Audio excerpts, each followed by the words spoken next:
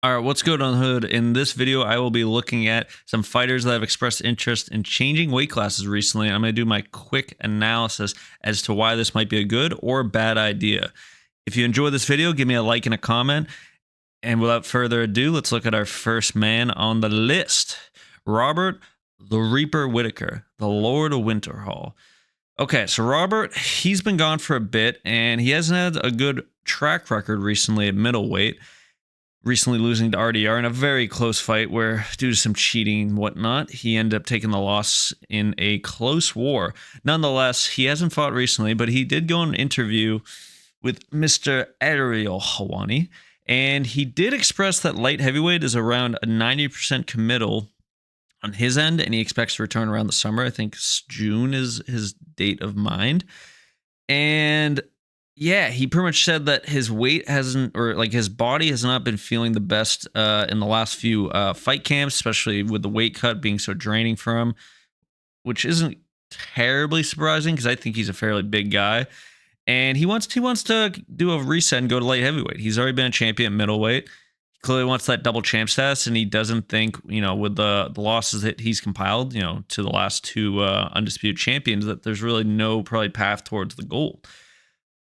But at light heavyweight, as I already said, I think he's gonna size up pretty well when it comes to just his general body type and structure. Like, the man's built, and we saw in the past when he fought large middleweights like Yoel Romero, he did a pretty good job at just like minimizing getting like physically overwhelmed. Obviously, Chimaev did what he did, but he's a generational talent, so he's probably the exception to the rule. But for the most part, Roberts held up pretty well at middleweight size-wise, which is crazy because he used to compete at welterweight ages ago.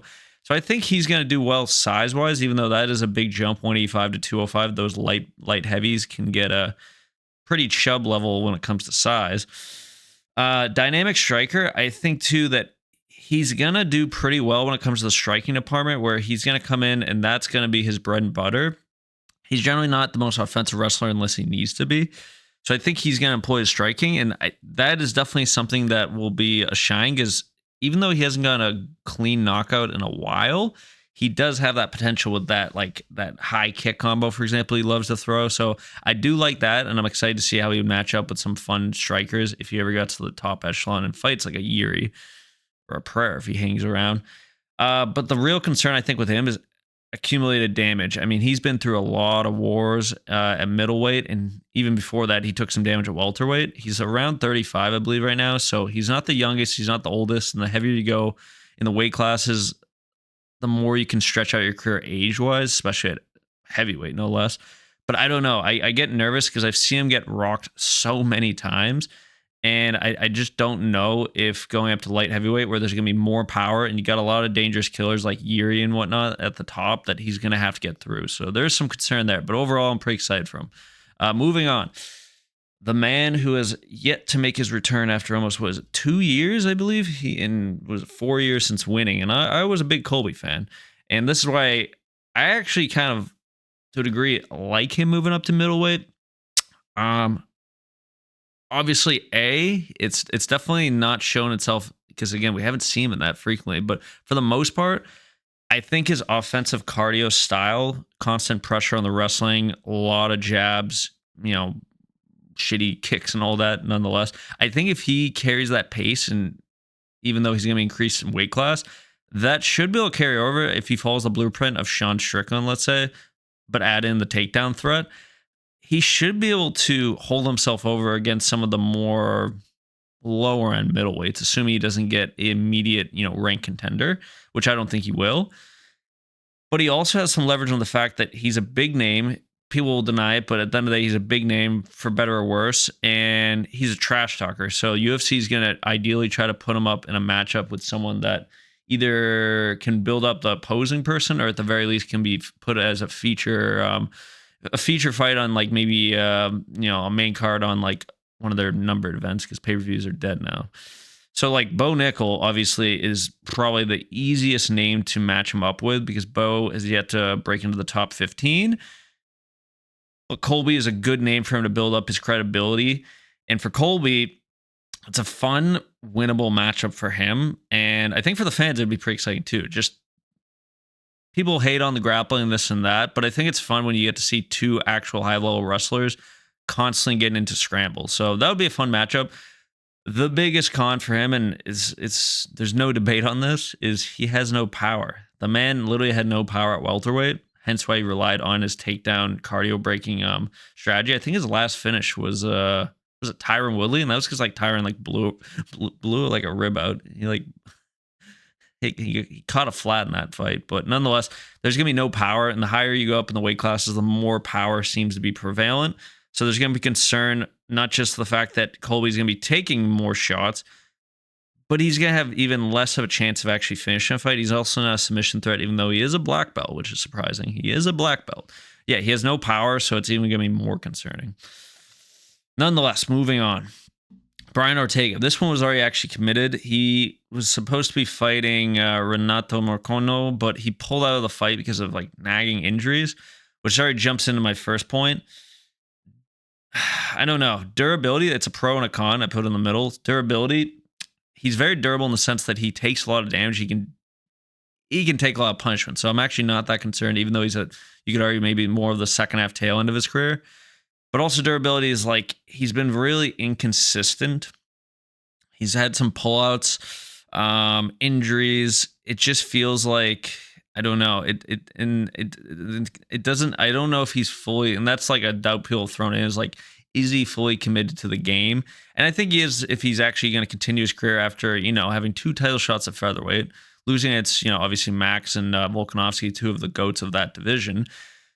He's still trying to get that goal. He's still chasing it, which is, arguably one of the most undenying reasons for fighters to continue their career. If it's not for money, it's for glory and it's for championship hardware. And that's where I will say that his strong BJJ in a division like lightweight, where it feels like there's just a lot of dangerous upper end fighters that can rely on wrestling when they can't get the job done in a war of striking at attrition. Came out poorly on the tongue, but you get my point. I do like the fact that he has a strong BJJ base, and that's something that if he can actually implement more of like an offensive takedown game, similar to, let's say, Sterling, where Sterling, he can actually impose his will and actually force himself to get into someone's guard and eventually take their back. If he can do that at lightweight, if he sizes up well, because he was a little fluffy, honestly, at featherweight in his last few fights, then he could have some real potential. Again, it just comes down to is he going to be consistent with his training and this, that, not get hurt, and coming at the best shape of his life, and is that durability still going to hold up? Because again, he has taken a lot of damage at featherweight, and he's been in the UFC for a while, so he's not like a spring chicken or anything. All right, moving on. This guy just fought recently, and he had I was so sad for him because I'm a big fan of Fiziev. I think he's very fun to watch. But yeah, he had a disappointing loss recently against a former Fighting Nerds, and now he's at a weird hurdle where he's lost, like, was it 3 of his last 4 or 4 of his last 5, I believe, at lightweight. And let's be real, people have said before, he doesn't have a ton of power in general size, it feels like, even though he does look like $1 million, could be a bodybuilder with that frame. He just feels like at times lightweight is just not his correct home. And he has hinted that when he went to the UFC PI, they said he could easily make, well, not easily, but he can make featherweight with just as like, metrics or whatever they tested, especially his height, I feel like, even though he, again, has a lot of muscle mass on him. And he was originally, I think I want to say he did already go to featherweight once for just like one fight, but he has hinted that would be a future move. And I think that was the nail in the coffin, was loss. It was at Rufy. Rufy essentially finished him and I said this in my, you can go check it on my channel, but I did say, I was like, it felt like with how fast and technical his speed and striking was, he just had no power, and his investment in the body kick and the leg kick, for example, it never felt like he was going to actually finish Rufy with it. And eventually the headhunting on Rufy's side caught up to Fiziev, and he got finished pretty bad. But I think at featherweight, he's going to have a lot better size matchup when it comes to some of the fellas down there, because I don't expect him to get too much smaller. And he's going to maintain that speed advantage that he seemed to have at lightweight, and it might even get better at featherweight. So I do like all of that. The question just comes down to skill development, in the sense, is he going to develop more of maybe his wrestling game. He has shown it at hints here and there, but it feels like he loves to just do a nice Muay Thai striking battle, which is great for the fans. And at times is great for him if the guy's going to try to, combat that. But brother, if you don't have like enough power and the other guy does have power and you have to eventually do 5-round wars with some of these elites like Volk, it just makes me think he has no hope. So voice crack, no hope. So yeah, I hope that when I say skill development, I don't know, I just feel like he just like should get a little more like well-rounded and be able to adapt. Like I think of the Justin Gaethje fight where he got into that really nice position where Justin was super compromised and he didn't have the whereabout, I feel like, grappling and BJJ wise, to actually finish that fight, their second fight. Nonetheless, let's move on. Last but certainly not least, and already exhausted, but I wanted to take a bonus look at this fella, Mr. Chimaev. He's obviously hinted at moving at light heavyweight. A lot of people think he should, and I agree too. He should probably get at least one defense at middleweight, which is expected, but it's also expected he's going to win that fight pretty convincingly against Nasruddin Imave, the Frenchman. And after that, he's going to continue to chase double champ status. So I think that this is already a foregone conclusion. It's just a matter of when, not if. Obviously, it will be said time and time again, he's going to have a wrestling advantage even at light heavyweight. There's no denying that. I don't think the top of the end, outside of Ankalaev would be a fun matchup. Other than that, like I feel like the top end of the division is not uberly skilled or prevalent in their offensive wrestling. They all have some level of defensive wrestling capability, but at the end of the day, I think Chimaev will have the advantage at just trying to impose his will, which is clearly take someone down and either lay on them like a wet blanket or push for a submission, which he got some hate in the last fight with DDP, but generally speaking, he is pretty good at pushing it in that first round and just crushing someone with a submission or strikes. And I say frame buildup because, again, he's still kind of, I want to say lanky, but he is tall and he did put on a lot of mass for middleweight, but he still feels like he could probably gain, without being like super heavy for light heavyweight. I don't expect him to try to bulk up to like 240, 250. He's probably already walking around at like 210, 220 right now. I still feel like he's going to have a good enough frame to fill out where, again, the carrying back to his wrestling, like he's not going to be undersized or feel like he's getting dwarfed. And maybe like Pereira, just because I feel like Pereira dwarfs everyone. Poeton. Chama. But this is a minor concern only because we're going off past fights he's had that were ones that were of interest, such as the Usman fight and obviously the legendary war with Burns. Cardio. It feels like if he keeps jumping up in weight classes, he's going to continue, because he's going to gain more muscle mass, presumably, he's going to have less and less cardio in the tank, especially if wrestling continues to be his main base, which it will be. Like, there's no denying it. He goes up to light heavyweight. He has power. He has striking capabilities. But at the end of the day, he's going to push wrestling against the Yuris, the Jamals, anyone that's got a really good chance of knocking him out. He's going to push the wrestling. And the only concern I have, which is, I think, a reasonable concern, is the bigger he gets up in these weight classes, the less likely he's going to just be able to get a guy down on the first takedown.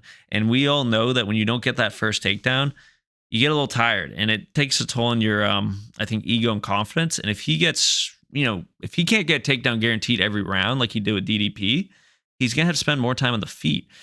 And not to mention every time you lose that takedown or it gets contested, it's going to burn out both the guys' cardio. So that's my only concern, but I think it's so minor. He should still be able to cruise pretty well through light heavyweight if he gives it enough time to bulk up. Let me know what you think. Is there anyone else that I missed that you expect or should change weight classes? Obviously, the bonus one I didn't mention, Arman would be a fun one, assuming Arman never gets his deserves title shot lightweight. Why not just go down to featherweight and get a win and guarantee your title shot down there? But other than that, let me know in the comments what you think. Who's missing on this list? Who do you want to see change it up? And if you enjoyed this, send me a subscribe.